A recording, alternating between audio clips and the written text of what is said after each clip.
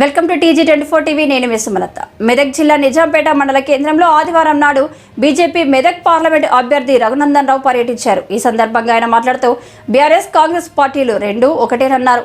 ప్రజలు ఈ రెండు పార్టీలను నమ్మి మోసపోవద్దన్నారు. దుబ్బాకలో ఉప ఎన్నికల సమయంలో సిద్దిపేట మంత్రి నేటి ఎమ్మెల్యే హరీష్ రావు తనని ఓడగొట్టడానికి ఎన్నో నాటకాలు వేశాడని ఆయన అన్నారు. అనంతరం మండల కేంద్రంలో ఎన్నికలకు ప్రచారం నిర్వహించారు. ఈ కార్యక్రమంలో బీజేపీ నాయకులు నందారెడ్డి, శ్రీనివాస్ గౌడ్, ఆకుల రమేష్, మండల అధ్యక్షుడు చంద్రశేఖర్, బీజేపీ నాయకులు మహంకాళి నరేష్, పిట్లస్వామి, ఎడగంటి కడకరాజు తదితర నాయకులు పాల్గొన్నారు.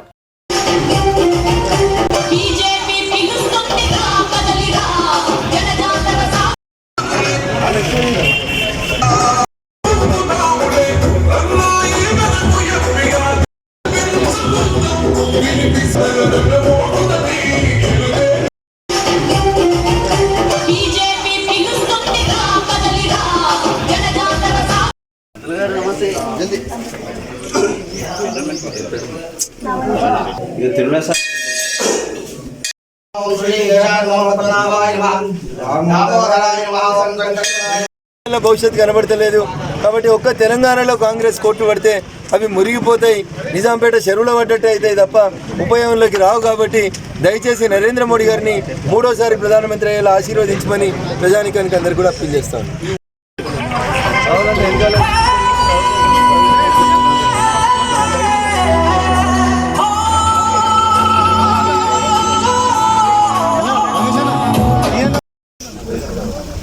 జై శ్రీరామ్, జై శ్రీరామ్.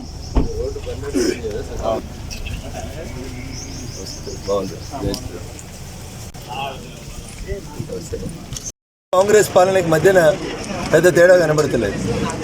పేదోడి కష్టాలు 10 సంవత్సరాల కేసీఆర్ పాలనలు ఎట్లున్నాయో 100 రోజుల రేవంత్ రెడ్డి గారి పాలన లోపల కూడా అట్లే కనబడతా ఉన్నాయి.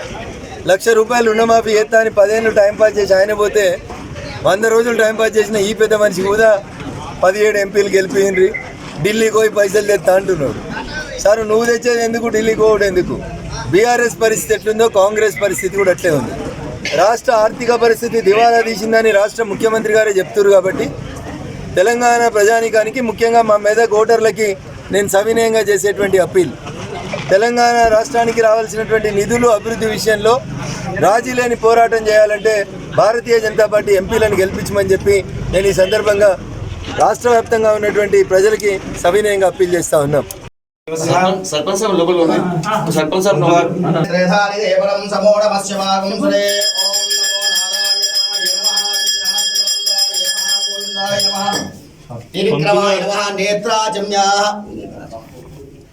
కేశవాయ స్వాహ, నారాయణాయ స్వాహ.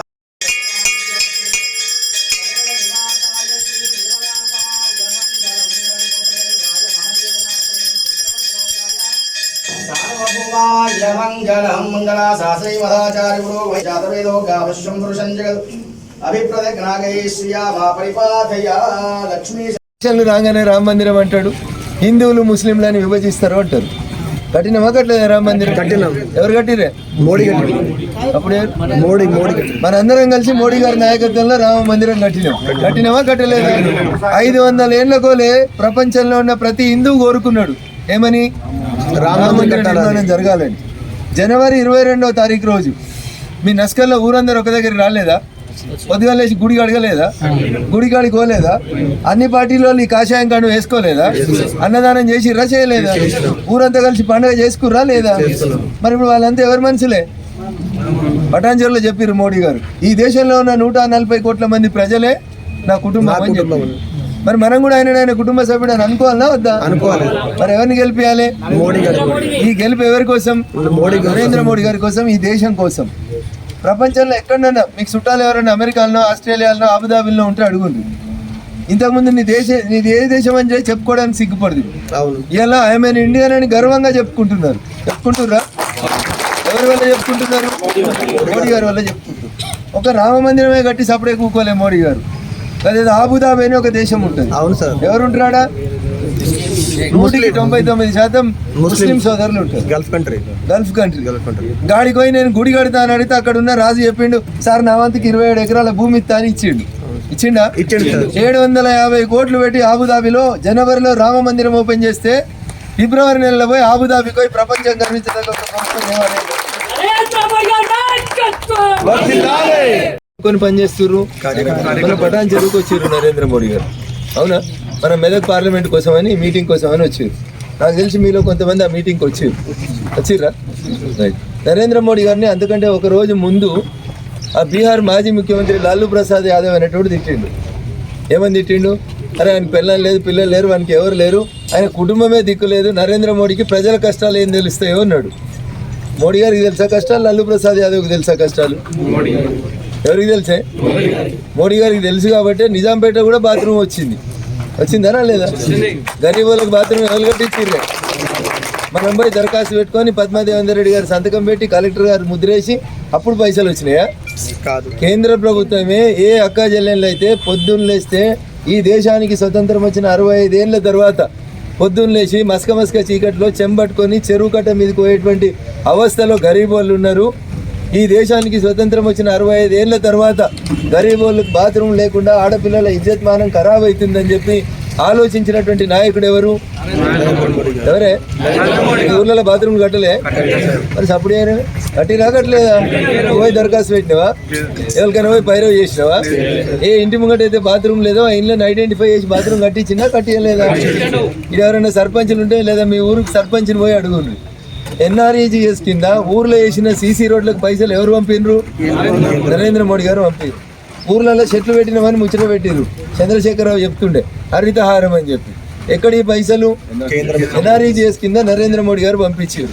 ఆఖరికి ఆ చెట్టు చుట్టూ పెట్టే ట్రీ గార్డ్ ఉంటుంది కదనే, ట్రీ గార్డ్ పైసలు కూడా ఎన్ఆర్ఈజీఎస్ పైసలే. ఊరవతల పల్లె ప్రకృతి వనం అని పెట్టిరు, దాని పైసలు ఎన్ఆర్ఈజీఎస్ పైసలే. ఆఖరికి అన్ని అయిపోయినాక తీసుకుపోయి ఊరవతలు ఎత్తారు కదనే, ఏందది? వైకుంఠ ధామం.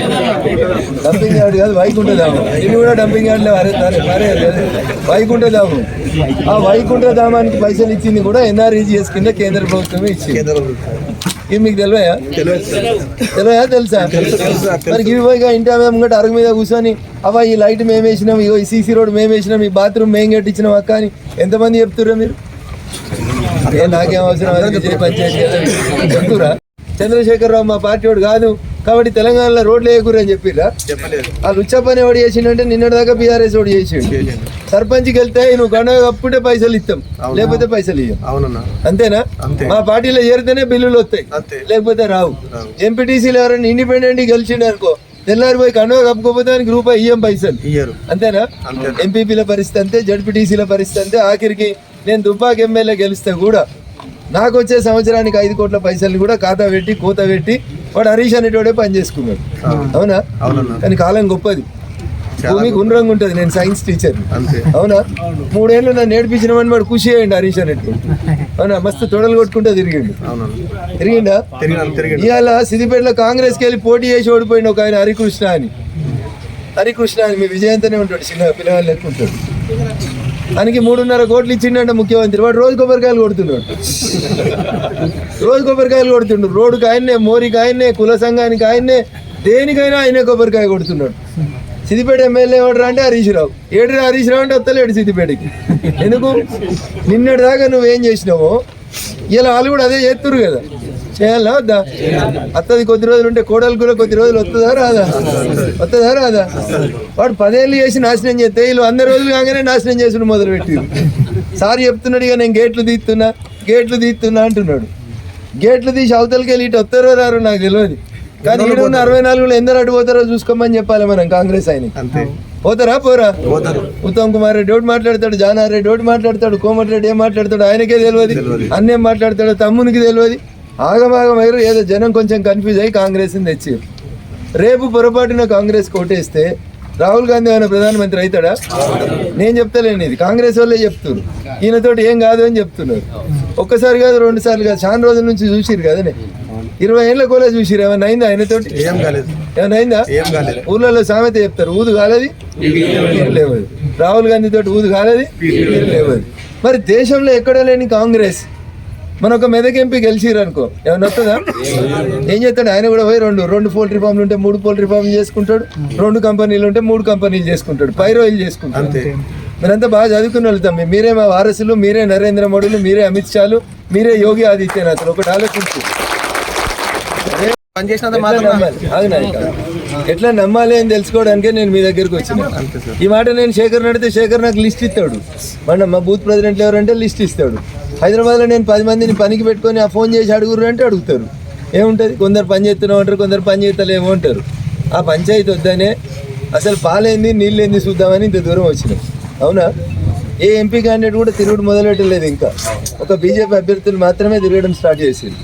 మీరు ఒకటి అర్థం చేసుకోండి, దేశంలో ఏ పేపర్, ఏ టీవీ, ఏ ఛానల్ సర్వే చేసినా కాశ్మీర్ నుంచి కన్యాకుమారి దాకా మూడోసారి ఎవరు ప్రధానమంత్రి అవుతారని చెప్తారు? డౌట్ లేదా? నిజాంపేటలకు డౌట్ లేదు కదా. మూడోసారి ప్రధానమంత్రి ఎవరు అవుతారు? నరేంద్ర మోడీ గారు అవుతారు. ఎన్ని సీట్లు గెలుస్తాడని చెప్తున్నాయి సర్వేలు? 400 గెలుస్తాయి. ఆ 400లలో మెదక్ ఎంపీ ఉండాలన్నా వద్దా? మాట్లాడరానోళ్ళు, వ్యాపారం చేసేటోళ్ళు, పక్క పార్టీ వాడు గెలిచి మనకి ఊరు పేరు తెలియక, సర్పంచ్ ఎప్పుడు కలిసినా నీదే ఊరు అని అడిగేటోడు, ఇట్లాంటి వాడు ఎంపీ అయింది అనుకో, ఏమన్నా లాభం ఉంటుందా? అసలు ఉంటుందా? ఇప్పుడు మీ ఊర్లో మధ్యలోకి వెళ్ళి ఒక నేషనల్ హైవే పోతుంది. పోనీ పాత ఎంపీ ఏమన్నా దరఖాస్తు పెట్టి తెచ్చిండా? 10 ఏళ్ళు ఎంపీ ఉన్నాడు. ఎన్నడన్నా మాకు నేషనల్ హైవే కావాలని ఎన్నడన్నా పార్లమెంట్ లో లేచి మాట్లాడిండా? ఎవరు మాట్లాడలేదు. మాకు రైలు కావాలని కొట్లాడిర్రా? ఒక రైల్వే లైన్ సర్వే చేయించిర్రా? 10 ఏళ్ళ కోలే 10 బస్సులు ఉంటే 20 చేసుకున్నాడు, 20 ఉంటే 100 చేసుకున్నాడు, 5 కంపెనీలు ఉంటే 10 కంపెనీలు చేసుకున్నాడు, 100 ఎకరాల భూమి ఉంటే 1000 ఎకరాల భూమి చేసుకున్నాడు. ఇంతకు మించి ఏం చేసిండు ఆయన? ఏం చేయలేదు. 10 సంవత్సరాలలో మెదక్ ఎంపీగా ఎన్నడన్నా లేచి మన మెదక్ గురించి మాట్లాడిండా? మన రామాయంపేటకి వెళ్ళి, నిజాంపేటకి వెళ్ళి, సిద్దిపేటకి వెళ్ళి ఒక హైవే ఇరిసారు అని అడిగిండా? మెదక్ ఎంపీ బీజేపీ లేడు, మెదక్ ఎమ్మెల్యే బీజేపీ లేడు, నిన్నటిదాకా సిద్దిపేట ఎమ్మెల్యే, దుబ్బాక ఎమ్మెల్యే కూడా బీజేపీ లేడు. మరి నేషనల్ హైవే ఇచ్చినామా? ఇవ్వలేదా? అప్పుడు 1600 కోట్లు, 1 కాదు 2 కాదు, మెదక్ నుంచి మొదలుకొని రామాయంపేట, దుబ్బాక, సిద్దిపేట నుంచి ఎల్కతుర్తేరి, వరంగల్ దగ్గర దాకా పోయేటువంటి ఈ నేషనల్ హైవే ఖర్చు 1600 కోట్లు. ఎంతనే? మొన్న టీవీలో కూడా చెప్పింది నాకు, ఒక రాష్ట్రంకి వెళ్ళి ఇంకో రాష్ట్రం పోతుంటే మధ్యలో మేము వచ్చినాం, మాకు మీరు ప్రత్యేకంగా రోడ్లు ఏమి ఇచ్చిర్రు అన్నారు. మెదక్ వేరే రాష్ట్రమా? ఎల్కతుర్తి వేరే రాష్ట్రమా? మరి ఇదేమన్నా కర్ణాటకకి వెళ్ళి మహారాష్ట్ర పోతుంటే మధ్యలో తెలంగాణలో రోడ్ వేసినామా? వేలే కదా. ఇది తెలంగాణ రోడే కదా. బాలానగర్కి వెళ్ళి, నర్సాపూర్కి వెళ్ళి మెదక్ దాకా 760